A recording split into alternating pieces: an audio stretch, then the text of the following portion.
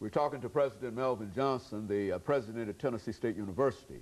Of course, Dr. Johnson, we promised before we had our second commercial break that we'd give you an opportunity to talk about Tennessee State University and some of the other impressions that you've had in reference to Tennessee State and how Tennessee State might reach out under your administration. Well, I certainly do thank you for the opportunity again. And as I mentioned at our earlier session, Tennessee State University is about our students.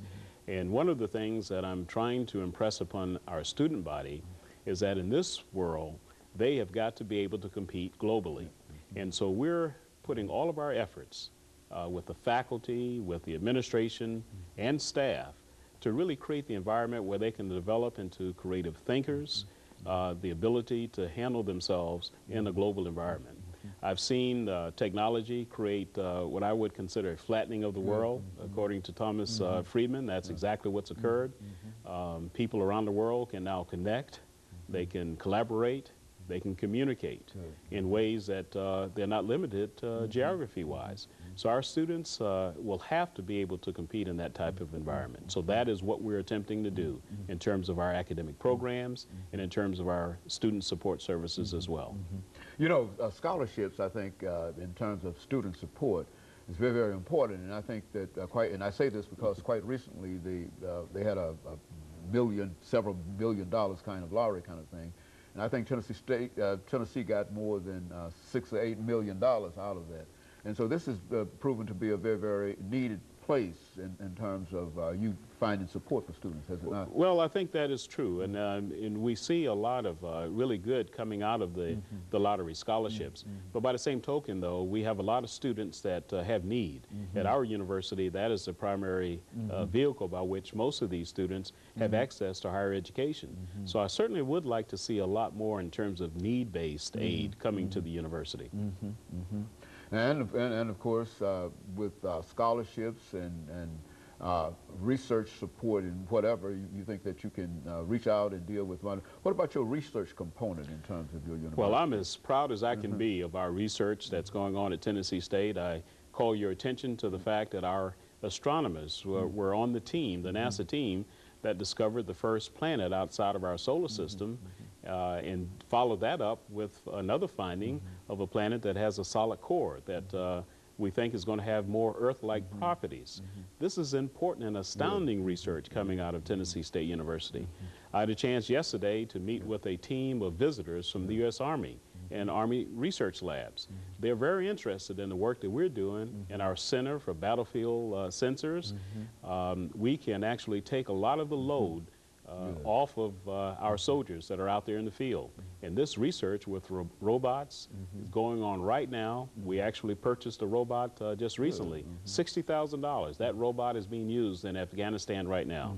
So we're providing all of the software, the engineering that it takes to make that a reality, to improve the condition of our soldiers. I would say, Dr. Johnson, that these are some of the least known things in reference to Tennessee State University. Of course, you believe that it's your responsibility to make people aware of that in order to bring about greater support, I would imagine. I consider myself to be a living logo of Tennessee State University. So I'm meeting with as many groups as I can to really give the message as to the fine work that's going on within the walls of Tennessee State. And of course, I know that there are many community groups, I would imagine, Dr. Johnson, who would be interested in you coming by and perhaps leaving some words of encouragement with so many of our youth today. Why don't you say something about so many of our young people who are involved in all kinds of activities and tell them about the importance of education? Well, absolutely. And one of the things that I wanted to mention, that is our connection to the community. We've set aside a lot of time to spend not only with news agencies, but also in the community with churches, working with Rotary clubs, Civitan, Kiwanis clubs, speaking to them, telling the story. But also we're operating with our bridge programs to bring in young people to the campus, to encourage them to think about university life and college life. And so that's one of the ways our students are getting out, creating an opportunity for them to be engaged with the community, and that's part of their learning. the service learning component. So that's extremely important to what we're Think, doing. serve, and work. Is that? Think, work, and serve has Mm-hmm. been the university motto since its beginning in 1912, and we're continuing to do that today. You know, you mentioned your athletic program, but how do you see that program?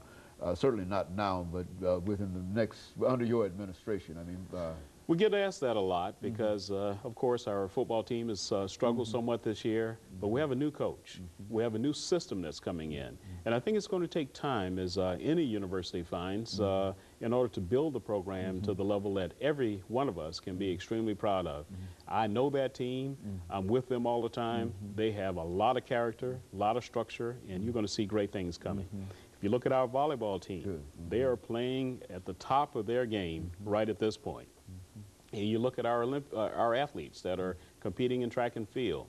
I think there are a lot of really good things going on at the university.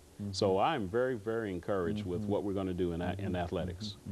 Very good. And of course, Dr. Johnson, we have about four and a half or 5 minutes, and this will give you an opportunity to perhaps talk about some of the things that you wanted to make sure that you talked about before you got here. And so we want to give you that opportunity for the next 4 minutes, 3.5 or 4 minutes, to talk about whatever.